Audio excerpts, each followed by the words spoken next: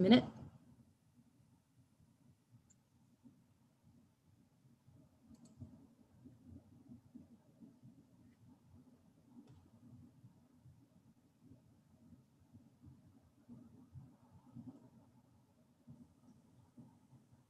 Hello, everyone, and welcome to tonight's session. My name is Jody Williams. I am one of the co-chairs for the First Nation Métis Inuit Education Association of Ontario. Very excited to be here with my fellow co-chair, who I'll turn it over to now. Ani bojo, Natagapukan Dishnaka, Sagin Donjaba, Jike Dodem. Hi, hello, my name is Natagapukan. I come from Sagin First Nation, and my clan is the Turtle.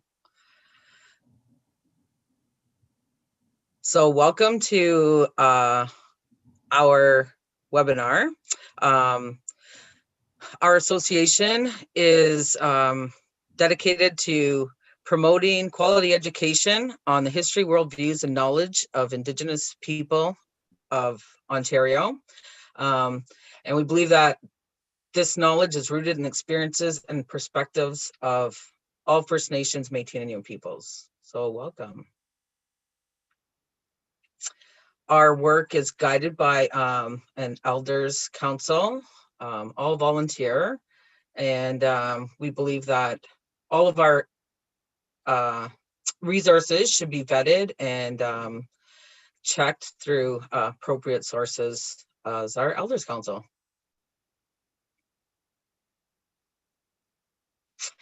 Tonight, I'm super inspired and excited to welcome Rick Hill. Rick Hill is a historian, Tuscarora of the Beaver Clan. He resides at Six Nations of the Grand River. He has taught Native Studies at SUNY Buffalo, New York University and Six Nations Polytechnic. He's a former assistant professor of public programs at the National Museum of the American Museum of Indigenous People and Smithsonian Institute. He currently works at Mohawk College as the Indigenous Innovation Specialist. So, miigwech Rick, and take it away.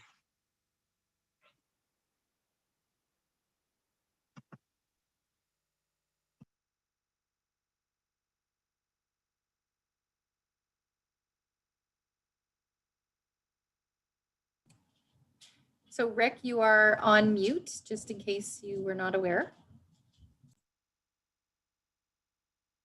Okay, is that better? Yes, there you are. All right. Now I scano gaguego. That means I'm thankful that you are well, and applies from me to all of you. Our ancestors always told us that when we gathered together to express your gratitude, your thanksgiving for the people that have joined us around this digital campfire, and for the people at home, the people who couldn't make it here. We're always thinking about them. We give thanks to the earth for everything that she provides for us. Tonight we're going to take a look at treaties, what treaties were, what they have been, what they've gone through, and what they could mean to the future. I have to tell you, all my life, ever since I got involved in Haudenosaunee things, been this discussion about treaties. And so I find it intriguing because it's preoccupied my mind, and I'm glad it's getting a wider view as we look at Treaty Recognition Week. But I worry about the treaties. It's like a relative who's been abandoned or left alone. We have to find a way to make treaties live again. So I'm going to share with you some pictures in a PowerPoint and talk, and then we'll get a chance for some questions and answers when we're done. I'm actually going to start with this picture here. Sorry. This is a statue outside of Albany, New York. It's where we first made our agreement with the Dutch many years ago, and then with the British. So the statue, as you can see there, is the Dutchman standing there with a ship in the middle, and it's a nearly naked man on the other side. And below it is the word assiduity. And that word kind of intrigued me. So what's that got to do with a treaty relationship? Well, if you look at it, it means constant attention to what one is doing. So it was interesting to me that the statue that symbolizes the founding of the New York colony between the Dutch and the natives was based upon the fur trade, but it had this phrase of constant attention to what one is doing. I think that still applies today. What are we doing? What's going on with this? And we'll take a look at that. I'm sure many of you are familiar with what we call the two-row wampum. This is a photograph of the actual wampum belt. It's kind of tattered and torn, much like the relationship that we have. And you can see the two rows that go down this thing. Now, wampum are made from tiny clam shells. It's woven together in a symbolic design. In our language, this word gaswenta actually refers to the belt itself, like it rolls out in front of you, like a river. So in many ways, the wampum belt is like the river of life. We coexist on that river, and you can see the two paths of the vessels. One represents the ship, remember the ship that was in the monument of the Europeans, and the other one represents the indigenous canoe. When we made a treaty, we said that we're going to have peaceful relations, we're going to help one another, and that we're going to apply our good mind to that, meaning we're going to be fair and respectful.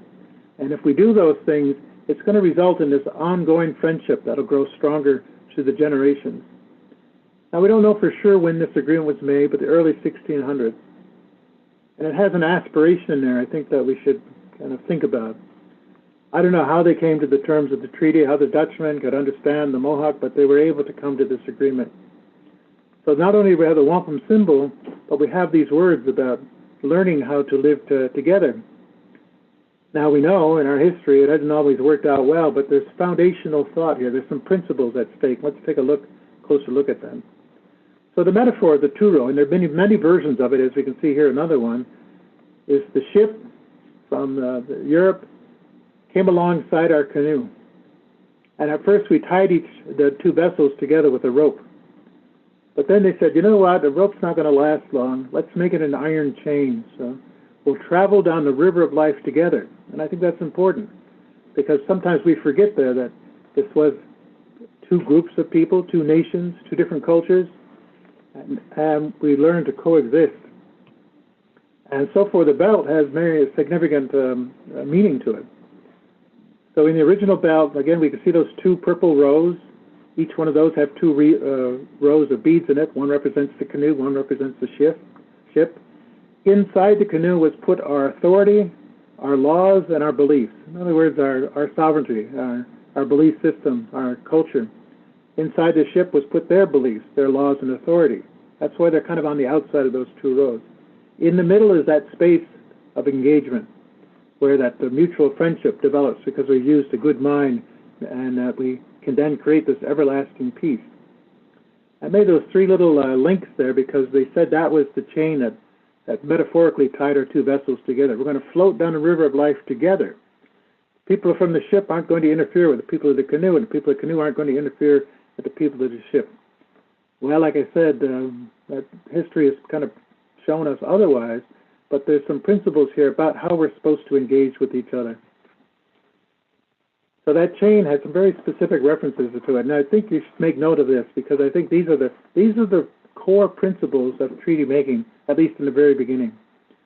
So the first link represents that friendship. We're going to be good to one another. We're going to be helpful. When the Dutch needed some food, we would deliver that food. When our people needed some assistance, they would provide that. The second link means that we have good minds, that we're going to be treating each other well. We're going to tell the truth. We're going to be helpful. And if something goes wrong, we're going to find a peaceful way in which to restore that relationship. And the third link represents that. There will always be peace if we do those things. So think today, can we develop the kind of friendship between our peoples that allow us to apply this good mind? Can we trust each other and develop that kind of trusting relationship that would lead to that kind of peace? Well, this is in the good old days when things first started. We have a long history since the early 1600s that made it very difficult to maintain that. The way my ancestors referred to it, on that chain, the spots of rust form. That rust will weaken the chain. So from time to time, we have to get together and polish the chain. That means to renew the agreement. So it's important to realize that a treaty is about a relationship between two nations, two cultures, two belief systems. And like all relationships, it's got to be tended to. You've got to take care of it. That you have to have a constant thinking about it and working at it. And so that's, I think, what all of our ancestors intended. But treaty making began before the Europeans arrived here. There was a long-standing tradition among the indigenous people between the Haudenosaunee, the Huron-Wyandots, with the Neutrals, the Eries, Susquehannocks, Anishinaabeg, Algonquin people. And I don't want to pretend we all lived in peace all of the time, but we had a mechanism by which peace could be maintained. This wampum belt, we call it the dish with one spoon. And the symbol in the middle represents the dish. There was an Onondaga chief who wrote about it in 1912. We will have one dish, which means that we will all have an equal share of the game and roaming about in the hunting lands, hunting grounds, and the fields. And then everybody will become peaceful among all of the people. Well, that's a powerful statement. Basically, it says we're not going to fight over hunting. There's no such thing as a Mohawk deer or a Anishinaabeg deer. The deer were provided on this Turtle Island for us to eat to restore our strength. So the earth, nature, the woods and the field are like a huge dish. Everything's in that dish that you need to be healthy, to be satiated, to be well fed. And once your body is healthy and your stomach is satisfied, it allows your mind to be peaceful and you can continue on. So sharing and feasting are an important part of that treaty relationship. And that's why many times they provided goods to our people to help represent that sharing. But that inside that dish is a white rectangle. In our tradition among the Haudenosaunee, that represented a beaver tail. They said the beaver tail was the most nutritious food that you could eat, and that we should partake of that. So imagine it's a dish, but we all take from that dish with a single spoon. Each one of us share. Well, it used to be a great tradition until communicable diseases show up and people got afraid to take from that spoon or take from the cup. But it's the concept we're talking about. There's so much fighting going on in our land today over who has the right to catch lobster, who has the right to shoot a deer, who has the right to cut a tree. It belays this message that was here, that when we believe in sharing, the likelihood of peace will continue is very important. But something else came in that ship, not only with the cross and the flag, this concept called the Doctrine of Discovery. And it's the fanciful picture of Columbus arriving in the Caribbean. But the concept there was that any land that was occupied by people who weren't Christians or governed by a Christian king was considered an empty land, and that the European kings, queens could claim that land on behalf of their sovereign. So in other words, the church gave them the authority to claim land and then to subdue the non-Christian indigenous people if necessary. So the taking of land, treaty making, and I would say a religious zeal among the colonists were an important part of the treaty making. It wasn't the same concept we had, but it was still there. And this is important to understand. The Europeans had this concept then that when they planted their flag or put their cross in the ground, they gained title to everything under that cross, everything under that flag, all the way down to the center of the earth. Title and ownership of the land was then held by the crown who discovered it. They recognized that indigenous people were living there, but what they said is on the surface, they have the right to occupation, just like the deer and the buffalo. They roam the land. They don't own it, but you have to make a treaty to remove them from that land if you want to possess it. That was European law. That was, you could say, international law at the time. But you see, right from the beginning, it's a very different concept about land, about ownership, about title, and therefore that's where we run into problems. When we try to settle a matter today, they still apply that law that the crown owns the land and we get paid to move off the land. And so we have a dilemma because maybe it's an unworkable, unsolvable dilemma, two different ideologies at work. So our people, because they believe in peace, try to extend the rafters of peace to the newcomers. And they formed many different treaty relationships with the Dutch, the French, the English, and the Americans and the Canadians. And there are many different kinds of treaties. as you can see in the drawing here. There's some to make peace, some to regulate trade, some to settle differences, and there could be even some murder taking place or other crimes. There's an economic mutual benefit treaty, just much like what's going on today between Canada, Mexico, and the United States. There were treaties to reinforce the military alliance. There was promises that the Europeans would help us defend our turf. Some of the treaties were for the acquiring land. We would give them land to live on. And in some treaties, that's just to renew the relationship. So when we start talking about reconciliation, that's what it's about, is renewing the kind of treaty relationship that's based upon the principles that we've shared. So there doesn't always have to be a physical document that is the treaty, and it's about the quality of the relationship. And because of the actions of the Crown in North America, they created this kind of relationship very early with our people. The treaty-making process, where you actually have a council fire kindled, and the fire is considered sacred. All the words over that fire are supposed to be truthful. First thing that would happen is that we would have a condolence to wipe the tears out of the people coming to visit. We don't know what kind of trauma they suffered. We don't know what happened to them. So we would help to uplift their minds so that they can think peacefully. And they literally did bury the tomahawk, the weapons of war put there. They'd plant this tree of peace so that we would be sheltered under its long leaves. They would then polish this chain of friendship, renew those agreements, or make them with new people. And here's an important part. Whatever transgressions took place, they put them in a grave and covered it over. And what they said is, now that we've made this right, we're never going to talk about that again. Our problem in Indigenous studies is we're always digging up what's in the grave. We're always lamenting what took place. We're always reminding ourselves of the betrayal and what happened to our people. But in a treaty-making process, we're supposed to make amends to it and then cover it over.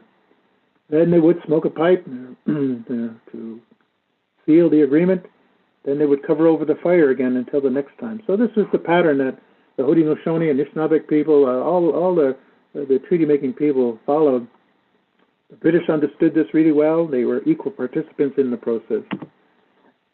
This is a painting of what one of these treaty councils would look like. Now, it's a fanciful painting, but it still gives you an idea. It's a place called Johnson Hall, which is over in near Johnstown, New York. This is where the Crown made many of the pre-confederation treaties with the Haudenosaunee, Anishinaabe, and other people in the Northeast. And we can see then people gathered there in a circle. So there's a couple themes I want to talk about tonight. And I kind of make note of these because we can have a conversation around these a little bit later. Now, typically, they're called pre-confederation treaties. And Canada is of a mixed mind. They recognize some of them, and others they say, well, these treaties were made before Canada was a country, therefore Canada has no obligation to abide by the terms of the treaty. We're saying that Great Britain made these treaties on behalf of the people of Canada that were part of the British Empire. And so, yes, they do apply to them. These treaties were in operation when Confederation took place, and that was the foundation of much of the treaty relationship that what they called the Indian Department formed with the native people. And these older treaties then represent this foundational kind of relationship that I'm talking about. So it's too easy to dismiss all of these old agreements out of thinking that somehow they don't apply to Canada. So this is a map. It's a government map. I'm sorry I didn't have time to reference the map. But you can see those little wee spaces where they consider these pre-confederation treaties.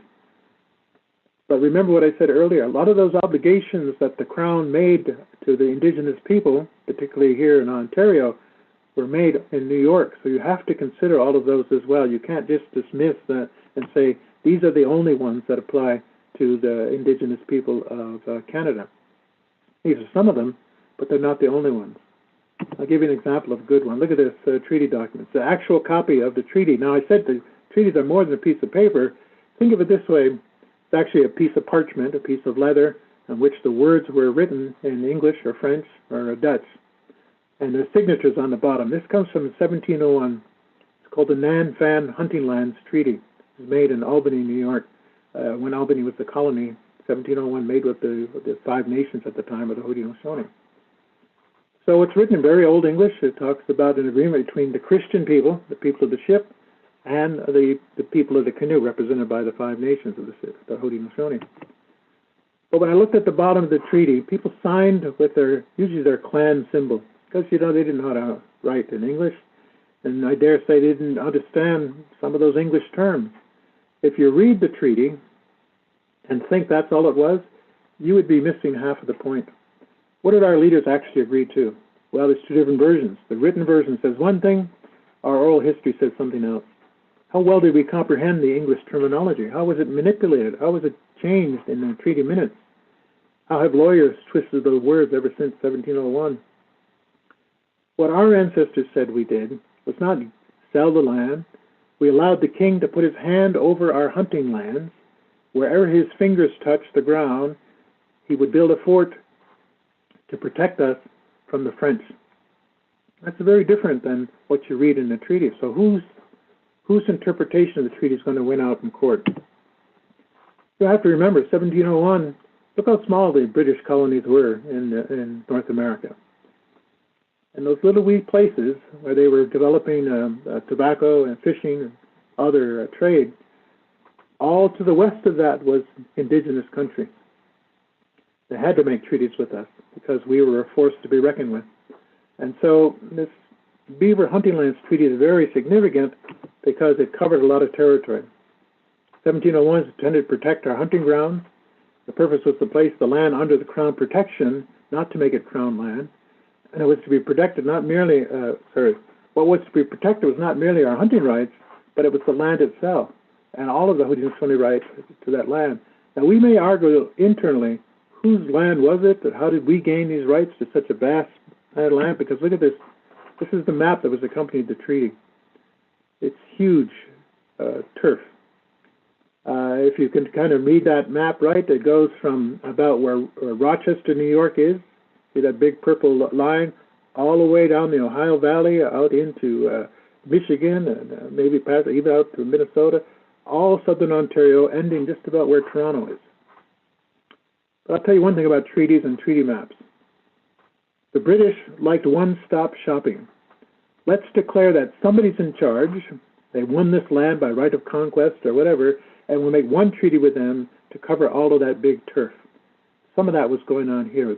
The reason why they acknowledge that turf, but I'm sure you heard of Joseph Brant. He was born in that territory in the Ohio Valley. So it's true, our people were using it for hunting, part of the competitive fur trade, and we wanted to continue to hunt there. But we didn't relinquish the land because, to tell you the truth, we didn't have title to the land. We didn't know what title was in 1701. Now, a lot of people refer to the Royal Proclamation as the beginning of Indigenous land rights in Canada, but that's really a mistake. Because the Royal Proclamation was a unilateral declaration. And what the Crown said is, people to the east of that line, remember that picture where those little colonies were, cannot settle to the west of that line without the King's permission. And the King had to get title from the Indigenous people in order for him to give permission to the land. So you see that in this map, which was made in 1763, lands reserved for the Indians. It's like they created one huge reserve in British, what's considered British territory. But it also allowed the colonies to grow up to that line. That line went right to the middle of our territory, the Haudenosaunee, and we said, no, we don't consent to that. They had to make a special treaty. And as we see later, sorry, I got the date on here, should be 1784. The Haldimand Proclamation that was given for my relatives, my father's relatives who were Mohawks who aided the British during the Revolutionary War, were granted a huge tract of land with 6 miles on either side of the Grand River. So the Haldimand Agreement, some people called it a treaty, but it really, there's no signatures on it from the Haudenosaunee. It's something that Joseph Brant negotiated, but even then, it wasn't fulfilled. You see the big green area? That's what we say the treaty covered.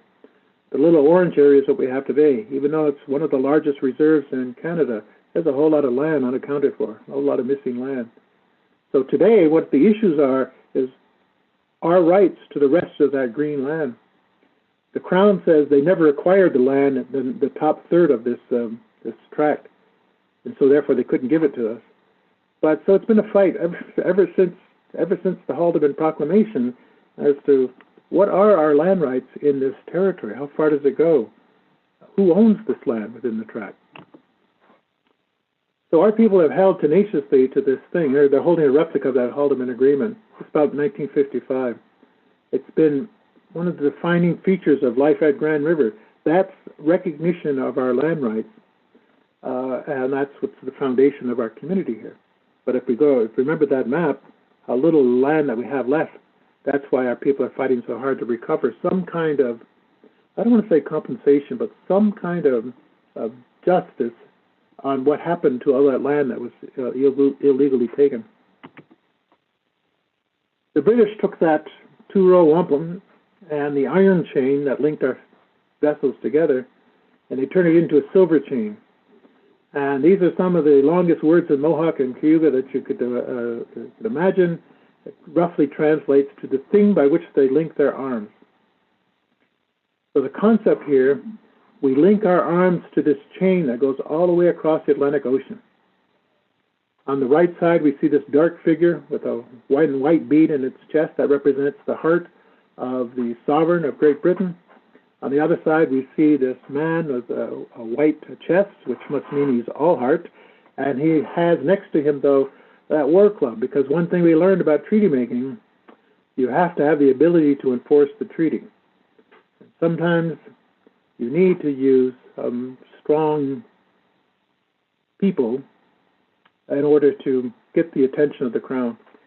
So this is the covenant chain wampum belt. As you see, this one's kind of tattered and torn. This is actually in a museum in Ottawa that was dated to about 1680, actually with a treaty with the French. We made the same agreements we did with the Dutch, the French, and the English. Well, let's take a look at the iconography here and what it means.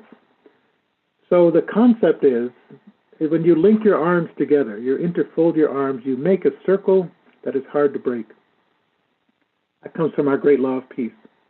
So the concept here is that our arms are linked again to this chain. So we see that the allied peoples, the allies, the settlers, the newcomers, whatever you want to call them, the crown, and then our people at this end. Now the British applied this, and the French applied this covenant chain to many nations, not just the Haudenosaunee.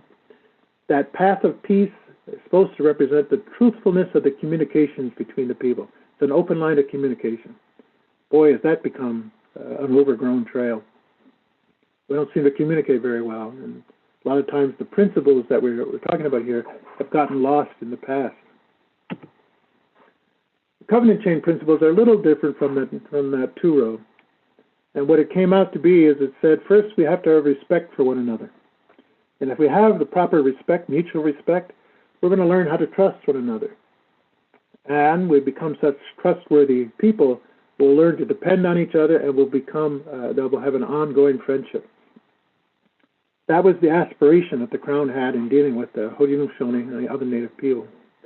And those three principles are very important to remember, because I believe maybe our governments are never going to be able to resolve the differences that they have for whatever reason, but I believe our people can do this. And I think that's part of what's going on here. We're creating a new respect for our relationship, the nature of our relationship. And that we have to learn how to trust, because, boy, those two things are hard to do now with government agents that come to our community. You can imagine what it's like for us, all of these years, to go through all of this stuff. Sometimes we lose respect for our treaty partners. And then when somebody comes with a new promise, a new pledge, that's what happened in Caledonia. They promised that we were going to do a whole lot of things. As soon as the blockades went down, they walked away from the negotiating table. So it's ironic today that the mayor of Haldimand County is saying we should just have negotiations. Well, we've tried that. We've been trying that since 1784. We're trying to have honest negotiations that are based upon these principles, and it just hasn't happened yet. So what gets torn apart is our friendship. Our people get angry at each other, get mad at each other, turn violent towards each other, because we don't have those other aspects that made the covenant chain work.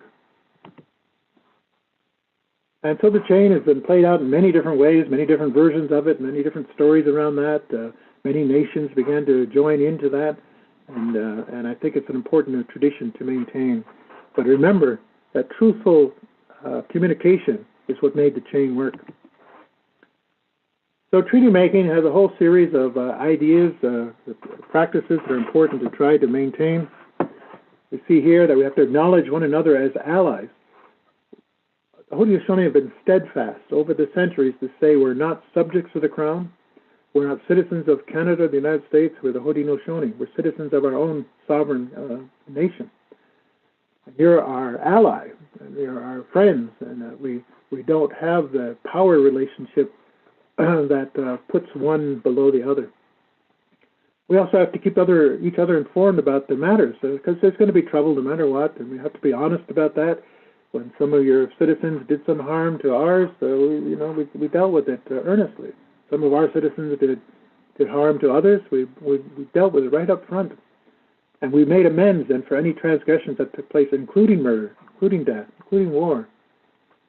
And then we'd have to, like I said, we'd offer these expressions of condolence, because what we both had to say, we're very sorry this has happened to you. We're going to make amends for that. We're going to recover your grief. That never took place in residential schools. It never took place in treaty betrayals since about 1850 maybe. So our grief has been allowed to fester. Our trauma has been compounded. And I believe also the grief and the trauma of our allies has been compounded. It makes it very difficult for us to see each other for who we are, or to hear each other. But the point of a treaty is that we should always seek justice on a variety of matters. You have to have justice in order to have peace.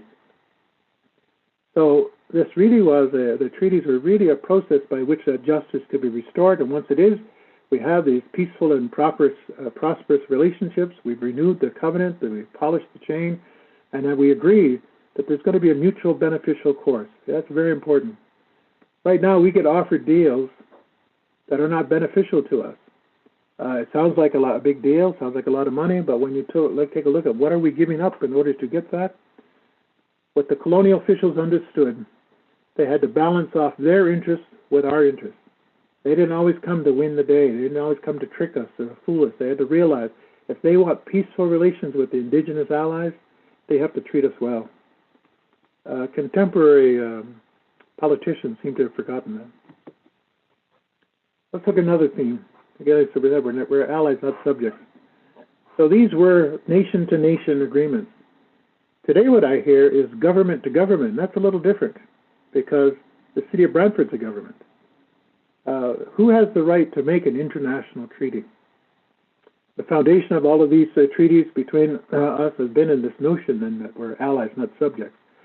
Now there are some occasions where we would call the king our father, but we were kind of mimicking the way that the British did, almost as if his name was our father. They would talk about our great father across the sea. But when push comes to shove, we always said, he cannot tell us what to do. He can tell his people what to do. It has an obligation for the king or the queen. And we respected the territorial possessions and boundary lines between our settlements. Okay, in 1701, we didn't really understand what fee simple title meant. We didn't really understand what that border meant. Well, we certainly understand that now. And so much of our treaty talk is about, this is our land, we have jurisdictional authority over our land, and you have to realize when you come onto our land, our law applies on our land. And that's maybe hurts this notion of sharing. So this is a treaty map from 1768. They made a treaty at Fort Stanwix near Rome, New York. This again was between Great Britain and Haudenosaunee, and that boundary line, you see that I said that kind of readjusted that line that the Royal Proclamation set out. Everything to the west of that line, all of the rest of New York, Ohio, southern Ontario, was considered what they called Indian country. And I think that's important to realize. Although they claim jurisdictional authority even over some of our lands to the east of that line, unless we specifically relinquished land, we still retain rights to that land. Third theme is that wampum was central to these agreements. I already showed you that with these wampum belts. But it became a mutual tradition. The Dutch, the French, the English, the Americans, the Canadians, they produced wampum as part of their treaty protocol. They would give these belts to us with these messages, and when an agreement was made, it would be codified in a wampum belt. That continued on until about 1830, and then there was a change. The British Department said, we're no longer going to consider indigenous people nations, we're going to consider them our subjects. And everything went downhill from that moment.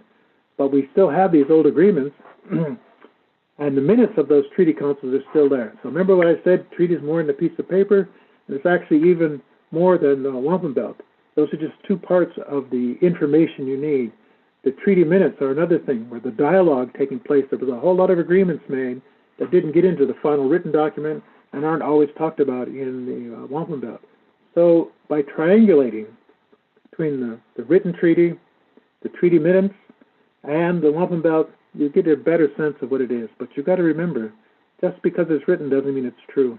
Sometimes the treaty minutes were fraudulently written, they were changed. I saw one treaty where both the British and the Americans were there during the War of 1812. You read their minutes from the treaty, you'd swear they were at different meetings. They saw things differently. They wrote things down differently for their own political advantage. So this is why we depend on the Wampum. That's our story, our side of the story. And the Wampum oral history goes a lot deeper into detail than the written treaty could ever do. Like this one here, 1764, the Fort Niagara Treaty. There were several treaty belts attached to it. Unfortunately, the belts have gotten lost through time. There were some drawings made of them, so at least we know what they are. And the British began to incorporate dates, like we can see here, names. But look at the middle one. There were 24 nations at that treaty, the Anishinaabeg and Haudenosaunee nations. And Sir William Johnson negotiated a peace between all of us. But he said, there's this ship out in the bay, that English ship.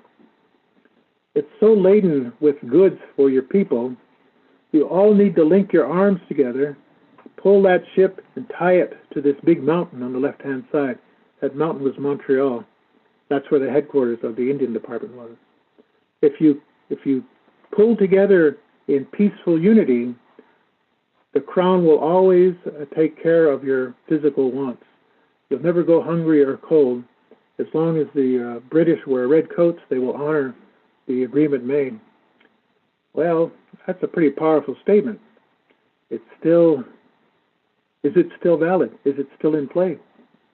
There's not too many guys in red coats come by my house with some firewood or a package of food, but I think we need to find a way to say, what is it that they really meant? Then the Crown stopped offering these treaty presents in about 1830. And what is a treaty present? Well, it's some silver medals, some clothes, some weapons, some food. And it was their way of symbolizing that relationship. So you can see in the drawing in the top, there's these two figures holding hands. Remember, their arms linked together. Next to them are these two octagon figures that represent what the dish.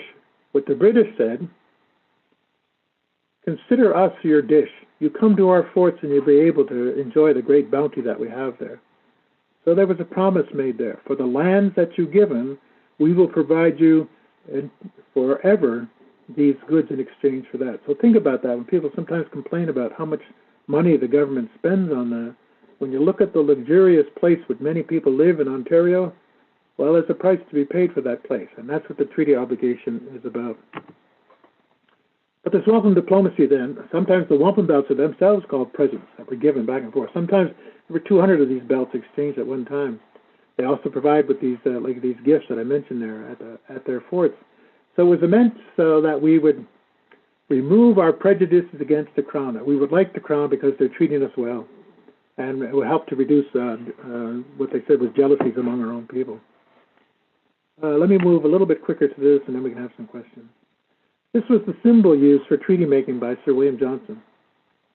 We can see the tree of peace, or the council tree, which oftentimes was a great elm tree. We see the chain attached from the trunk of the tree to the limbs. We can see a heart in the center of the tree. We see the British officials handing the native leader this silver medal from the Crown. We see the council fire had been kindled there. We can see the pipe laying on the ground ready to be smoked once the treaty was in agreement. And then we can see grass growing along the bottom there with that dark piece. It took me a long time to figure out why did they put grass in this icon. But the common language of the treaties is that the treaty will last as long as the sun comes up in the east and sets in the west, as long as the rivers flow downhill, and as long as the grass turns green at a certain time of year. And despite global warming and climate change, the grass still comes up green every year. That's how long the treaty was meant to last. The British officials, like I said, delivered a whole lot of wampum belts to our people. Even to declare war, they provided a tomahawk. You can see the tomahawk in the belt, meant that we're supposed to fight for their interests. And so this other theme of constant renewal. The treaty is really a relationship that needs this constant attention that we mentioned with. council fire can be kindled in many different places. We can polish the chain to reaffirm the nature of our relationship. And we can strengthen that chain, meaning we have to address these matters. You can't let things fester if you're going to have a good treaty relationship. But unfortunately, many of the matters that the Indigenous people have raised over the last 100 years have fallen on deaf ears. No attention was paid to it because they said we were no longer a military force. They didn't have to worry about us. And we need to extend the chain because a lot of these agreements were made a long time ago, and Canada has changed a lot. There's a lot of other kind of people in Canada, and I think we have to refresh our treaty relationship with all of the newcomers that arrived in Canada in the last 100 years. Because oftentimes we get so focused on the West or Great Britain, we forget now that Canada is full of people from all different cultures, all different nations of the world. And we don't have formal treaty relationships with them, but we can make a covenant chain relationship with all the people of Canada. Just another painting of what a treaty council would look like, but there's a different feature here. These are Americans sitting down, they've got British officials there, the native leaders. Behind the Americans are Quakers. See the Quakers with their big hats? We asked the Quakers to be our eyewitness to our treaties because we didn't quite trust the Americans or the British. We asked the Quakers, who felt they were honor bound to tell the truth, tell us if what they're saying is true. Tell us if how they translated that to us is true. The Quakers, much like the Mennonites, were peace brokers. And maybe we need a little bit of that. Maybe we need a little bit more Quaker Mennonite engagement to keep the governments honest. This is a wampum icon that shows the two figures joined together. A lot of times I heard or read in the treaty agreements that we're supposed to have love for one another. And the heart became a symbol of that. Remember that icon in the tree? So one day I was looking at this, and all of a sudden I said, oh my gosh, there's the heart. See the space between the two figures? That when we have this bond, we become like one people, with one heart, one mind. We'll speak together in one voice. So that's what our ancestors expected from the treaties, and maybe there's a way in which we can renew that kind of relationship. Let me just skip forward to a couple more, this last one here. Now there's a whole lot of number treaties, and to tell you the truth, I don't know a lot about them because I've focused so much on Haudenosaunee and the Pre-confederation treaties that we made here. But those number treaties are important too. And they continued on. I think I have one more slide to show you then. So the rest of the country, not the rest of the country, but much of the rest of the country was covered by treaty making. But notice there's some big gaps. Remember those little wee areas covered by the Pre-confederation treaties? Now look at all of Quebec, the Maritimes, Nunavut, the Northwest Territories, Yukon, British Columbia. They didn't all have specific treaties like we've been talking about, but they still had a relationship with the Crown. And maybe there was no formal written document, and maybe there was no wampum belt attached to that, but the relationship is still there, and the Crown still has to honor those kinds of relationships. So anyway, that's kind of a quick overview of some of the things that I've been thinking about that are related to treaties and some of the things that matter. But I'd like to have a discussion now about what do we do with all of this and where do we go from here. So I think we'd like to open it up to some questions.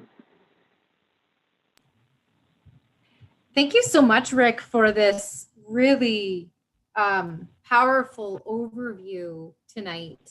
So I've just put into the chat box, if anyone has questions, to put those in the chat box on their YouTube channel, and I'll moderate those. While we're waiting for any questions to come in, Rick, I'm wondering if you could elaborate a little bit around inherent rights. I think, there's been some focus with the media with respect to what's happening out east with the Mi'kmaq. I'm not sure how much the media has picked up in terms of what's been happening out in Caledonia. Part of the issue, of course, is that many of what's happening with Indigenous peoples don't make it into the mainstream media. So I think a lot of, Canadians don't necessarily hear about what's been going on, but there are certainly things always going on.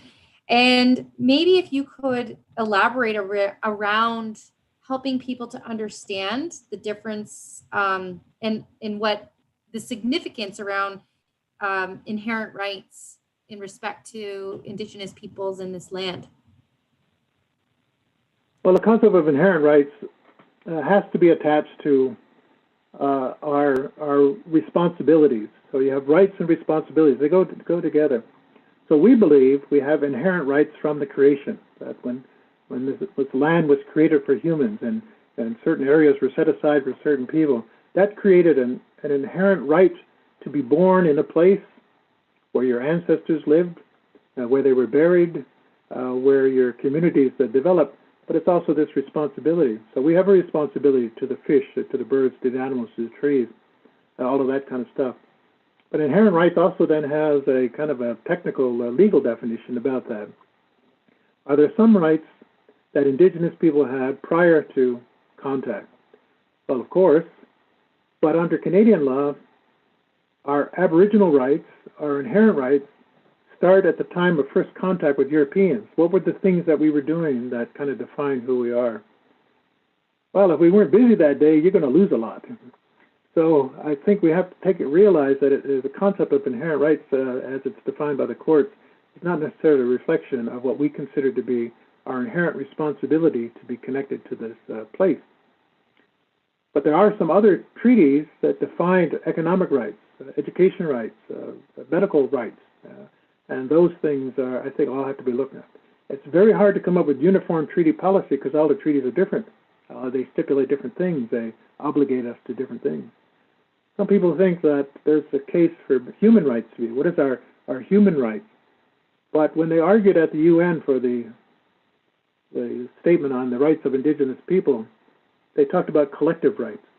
And that's what made it distinctly different, that we have collective rights that we've inherited from being who we are. Again, we still live in our same territory. We still have a connection to our that makes it different than anybody else's. Anybody who's lived here for families lived here for 300 years, yeah, they have a connection to this place, but ours goes way back to when the place was first created. And that creates a different kind of inherent connection to place. Thank you.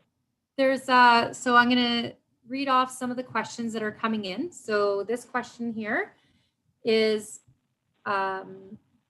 earlier you mentioned that some treaties, pre-confederation, were recognized and others weren't. Doesn't Section 35 of the Constitution Act affirm that all treaties are recognized as law?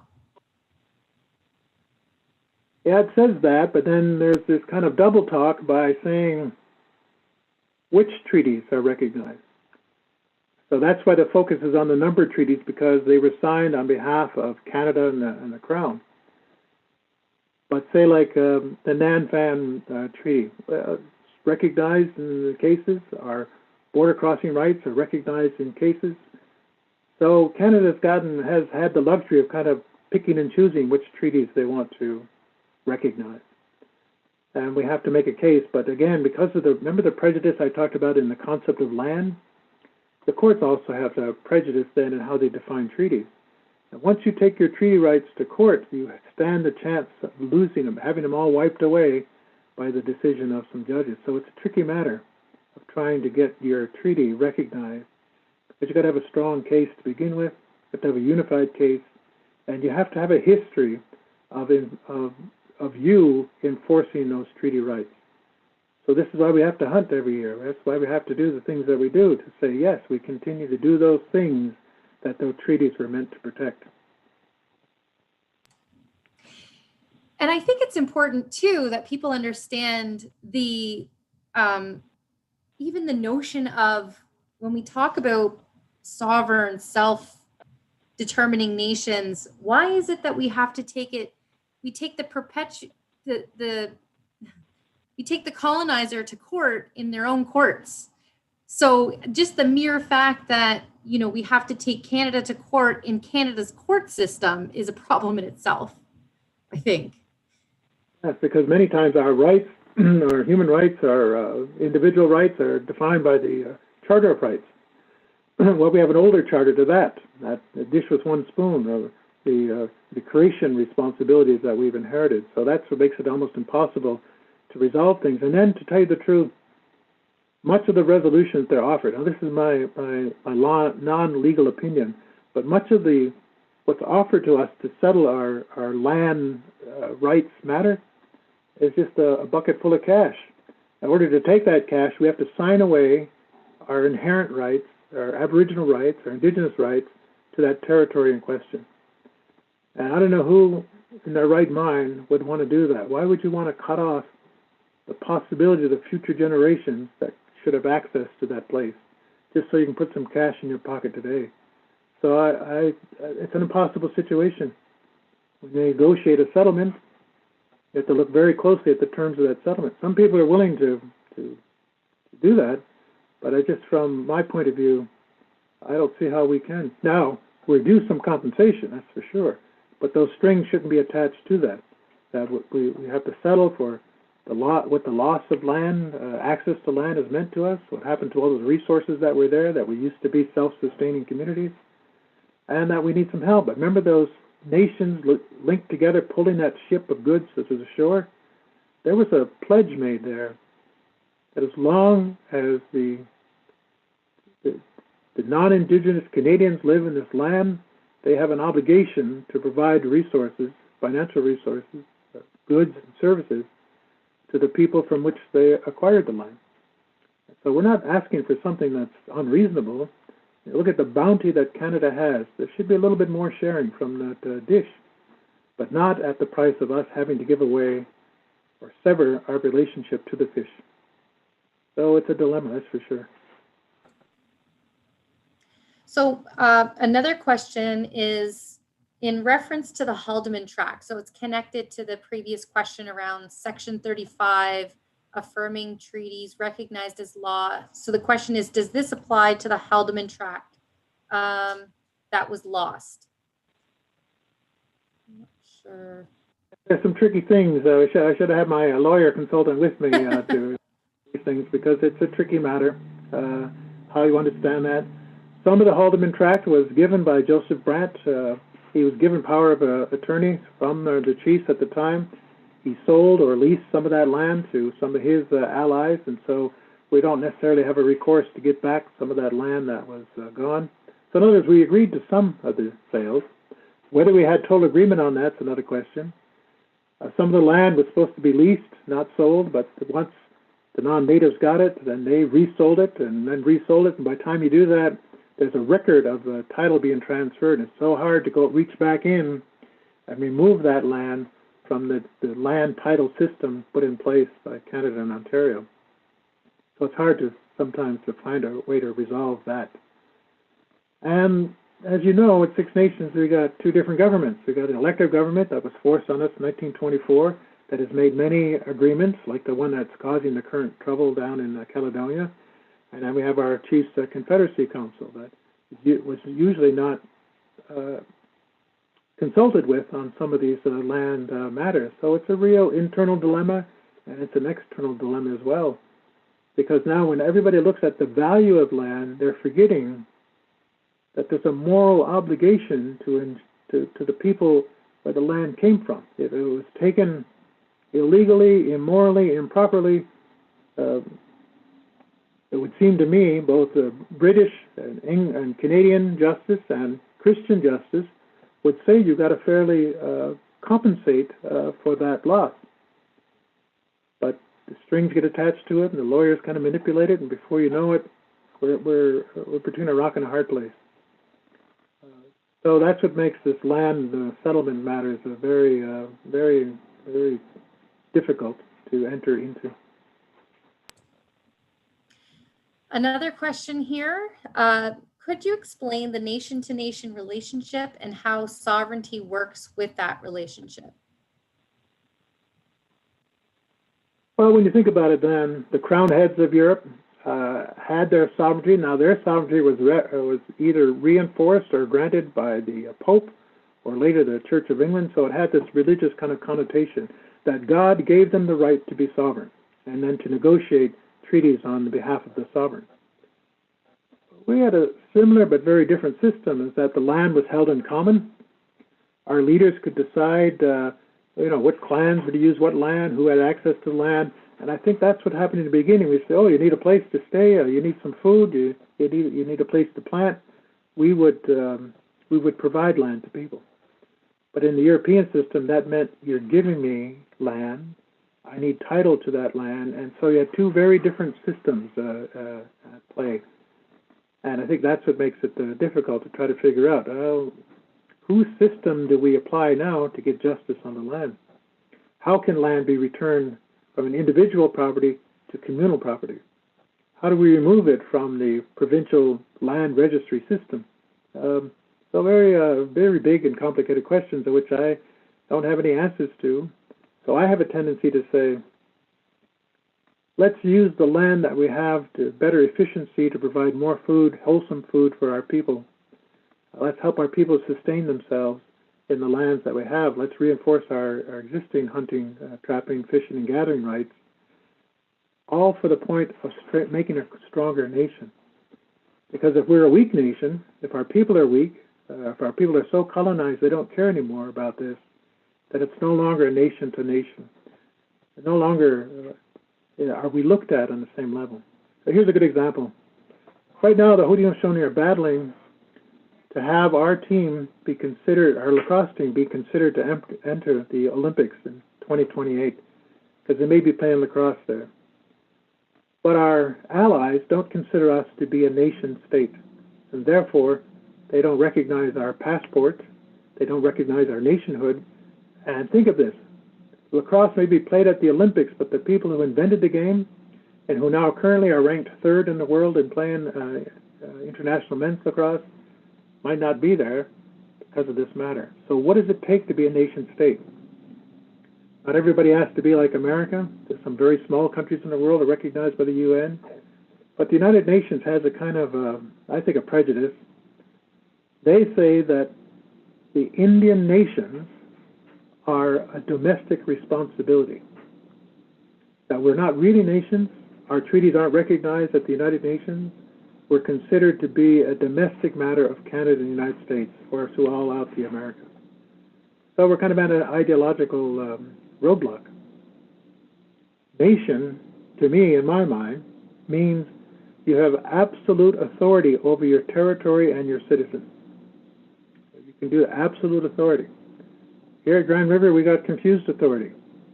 The Minister of Indian Affairs holds the land for us. The local police can give us a ticket for violating the criminal code of Canada. So that's a question. Whose law applies to this territory? Some of our people will say Indigenous law. Well, then we got to ask, well, what is that Indigenous law? What are the obligations of that law? And are we conducting ourselves well within that framework? So it's a constant struggle. We consider ourselves to be a nation. A nation, we have our leaders, we have our law, we have our tradition, we're recovering our language, we have our land one way or another. We don't have a standing army, and we don't have our own economy, but those aren't requirements for nationhood in the world. So I think that's a great question to explore. What would it take for the Haudenosaunee, the Six Nations, to be recognized by the United Nations so that we could play in the Olympics? Now, we've been traveling the world on our passport for a long time, but since the Homeland Security has declared our passport a fantasy document, our people are having a tough time doing that. But the passport is one of the ultimate expressions of your nationhood. So we're working very hard to try to get Canada, the United States, to recognize our passport as legal international travel documents. So we'll see. And I think if you want to support our treaty rights, there's a good matter to get to.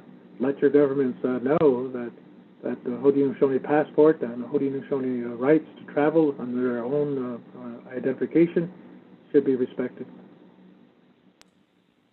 I think this feeds into another question that's come up, and this is a common question that we get often in a lot of the work that we do through the organization, as well as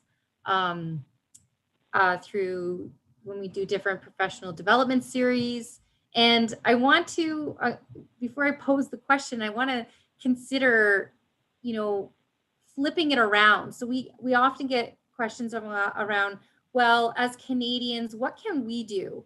How how do we become allies and things like that. And so I think you kind of, Rick, gave a good suggestion on something you can do. And I want to put out there, think about when you're asking that question, what to put it back on yourself if you're non-Indigenous, or, that the responsibility should always lie, shouldn't come back to Indigenous peoples as being the ones to have the solutions to the problem. So sometimes, the work has to be done in terms of becoming educated, awareness, so what is the work that you're doing? And I think the really beautiful thing where I get very passionate about is in education is when we do bring in these opportunities to change the narrative, to bring in these truths, that, the students who are on the receiving end of this important information, they get empowered, and they come up with great ideas on how they can see change and advocate for change. And Rick, you mentioned, something that I wrote down: to have justice is to have peace. And so when we're looking at so many injustices that continue to go on these lands, and they're always rooted in the same underlying problems, which is why treaty education is so important. So I don't know if you wanted to comment on that around, because I didn't want to put it back on you in terms of having to be the one to say what is it that people can do, but you're free to certainly comment on that if you'd like. Well, lately what I've been advocating, a friend of mine named Daniel Coleman at McMaster University wrote a book called Yard Work. It's kind of a biography of his backyard. First of all, I think everybody should read the book, but then everybody should do the same thing with their backyard. What's the history of the land that you live on? Who was there? What's the story of the land? Not only the Indigenous story, but what happened to the land? How is it industrialized? How is it that sometimes we're so far removed from the land we can sell our grandparents' property and not even shed a tear? So I think reconnecting to that history of that particular place is very important. What treaties apply there? What happened to those treaties? What happened to the Indigenous people that live there? And by doing your homework and rediscovering that, I think something happens. You become a true ally because you're learning your responsibility. You're learning what happened. And with the Truth and Reconciliation movement, it was kind of ironic that Canada apologized before they heard the truth. And so that's why I think the apology rang kind of hollow with a lot of people. They should have apologized after they heard the truth, after the depth of the matters was fully revealed. So that's what we're looking for now. We're looking for people who understand what took place, understand the culpability that was created by that. And that sometimes I mention, okay, we can try to push the government. I'm going to tell you something. I'm 70 years old. I've been talking about this since I was 23. Some days I wake up and I said, I think I wasted my life trying to convince people to do right. But today, there's a moment in time that I've never seen before in my life, where more and more people are paying attention to, okay, what did happen? More and more people want to build an alliance of friendship and respect. More and more people want justice for these matters. So we can engage in the middle of the road with the police, but I think it's going to be more productive in the long run if we start engaging with the people who are going to become judges, engaging with the people who are going to want to develop the next pipeline, engage with people who will have an impact on making the kind of decisions that will be inherently different than what it was in the past. So that's why I guess I believe why I agreed to do this is that we have to continue. That's our obligation, to help spread the word as to what goes on. And then there's an old Indigenous philosophy. Once you hear something and it rings true, you have to go tell others. So starting next week, each one of you have to go do your own webinar and just spread the word. This is what I heard, this is what I learned, this is what I think about. It doesn't have to be the end truth of it all. But let's engage with our families around the dinner table. Let's engage in our churches, our places of reverence. Let's engage with people and your politicians. You don't have to like them or understand anything, but they have to understand Because at the end of the day, one thing a politician pays attention to, how many calls did I get for this matter that were in favor? How many calls did I get against it? And if we inundate them with more and more messages about let's restore honor, let's restore peace, let's bring real, true justice about, that's the mandate from the people. So the people's voice does matter. And we're going to see in the election in the United States just how much it does matter. So it's going to be interesting. Another question here, Rick, is in the beginning of the chat, Rick talked about process, burying problems to move forward, and we keep digging them up.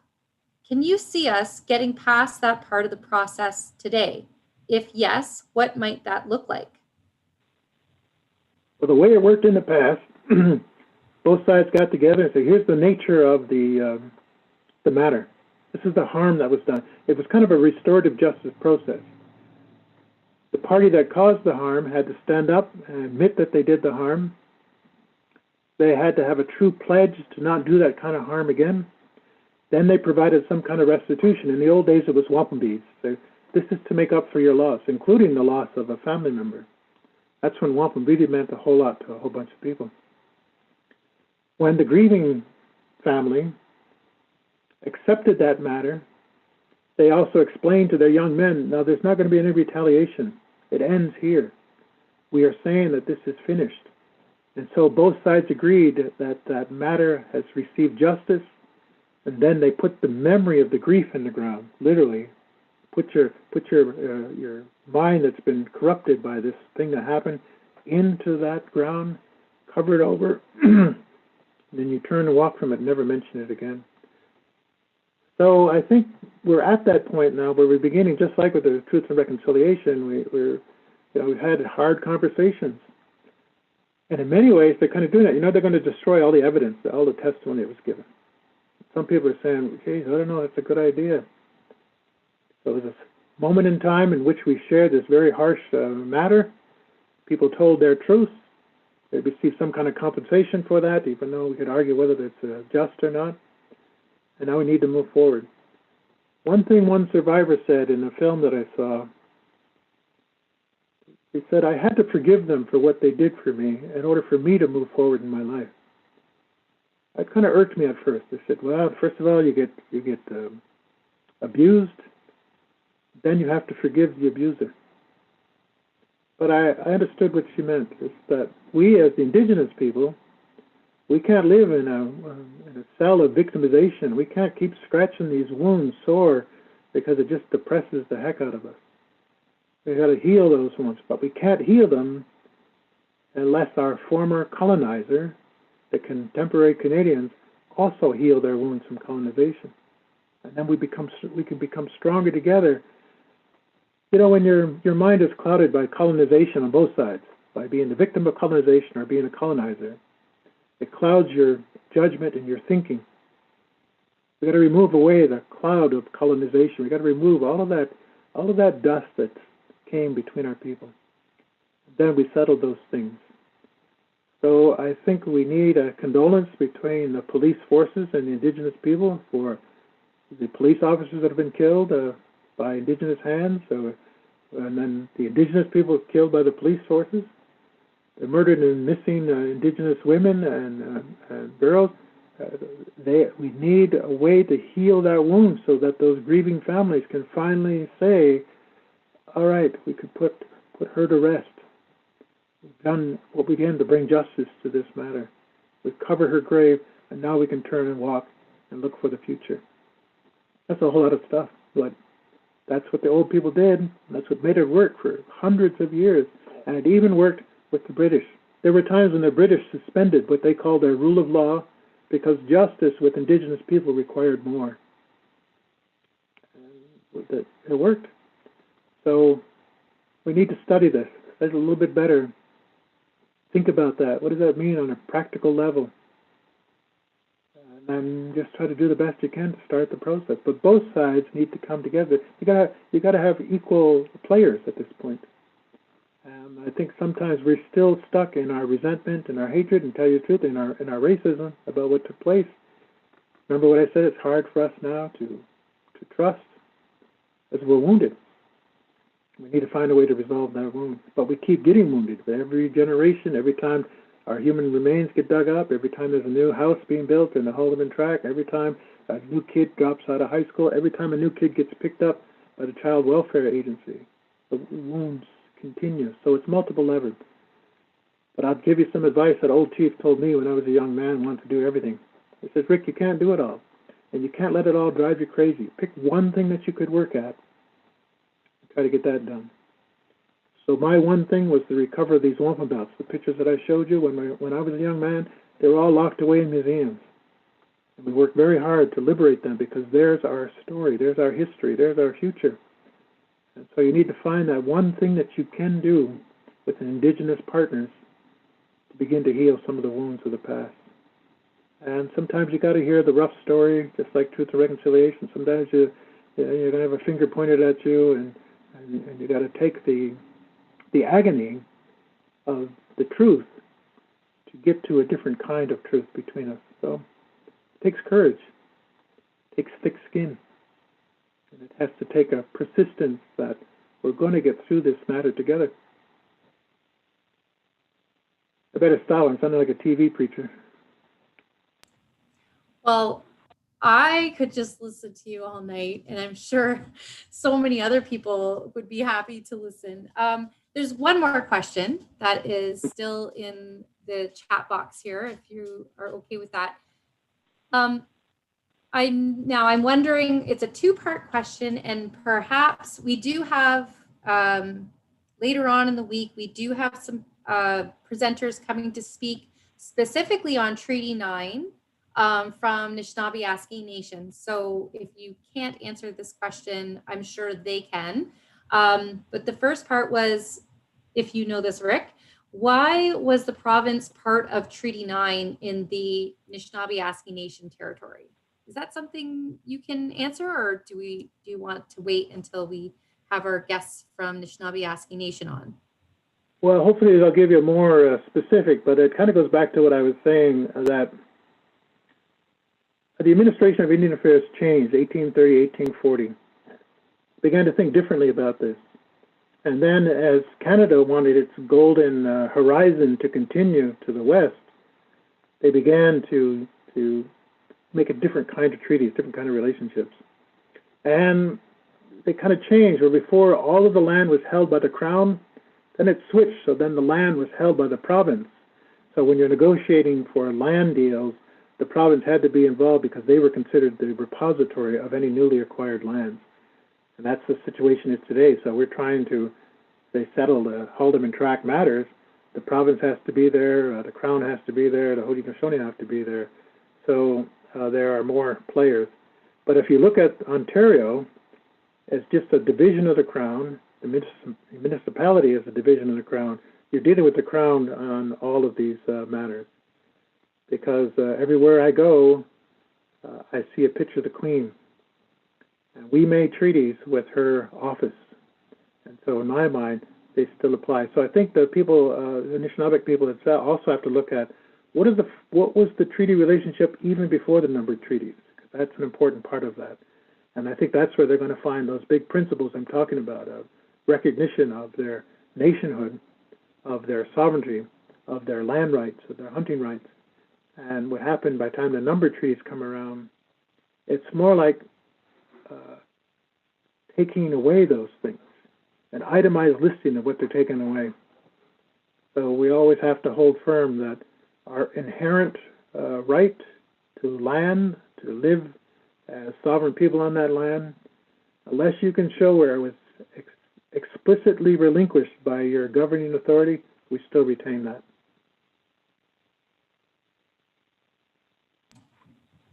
And the last part of that question was, where do you think we need to start when we teach elementary students about the treaties? So if there's any advice you want to share with respect to the conversation in elementary school.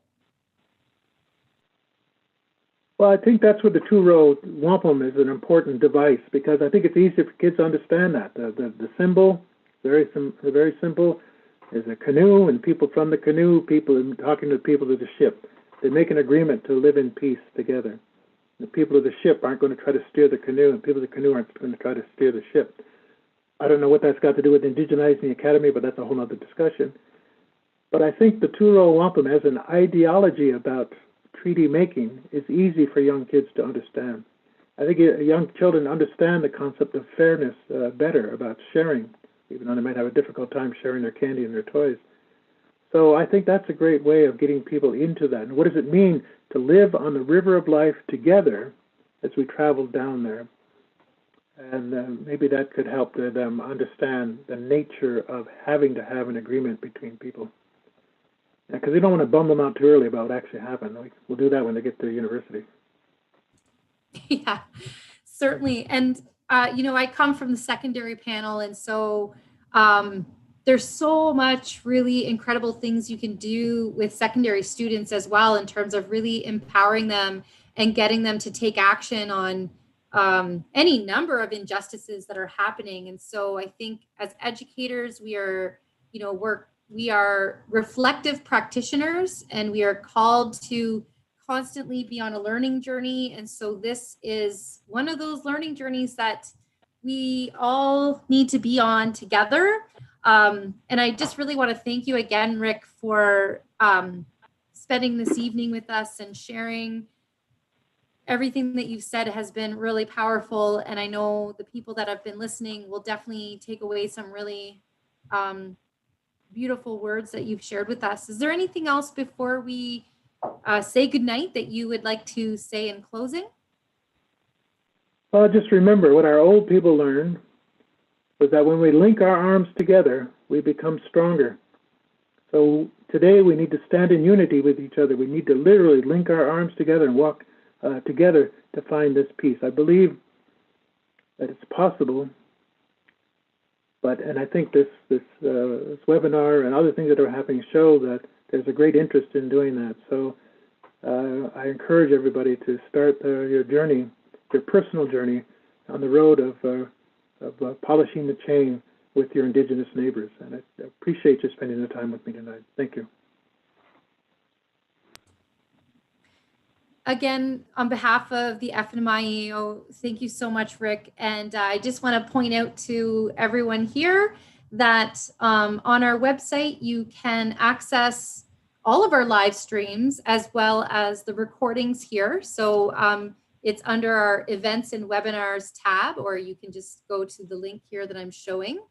And I hope that you're able to join us for the rest of the week. And we have some fabulous speakers joining us this week. And also we have some live streams for students during the week of Treaties Recognition Week that we hope that you'll take part in. It's an opportunity to bring in voices right into your classrooms.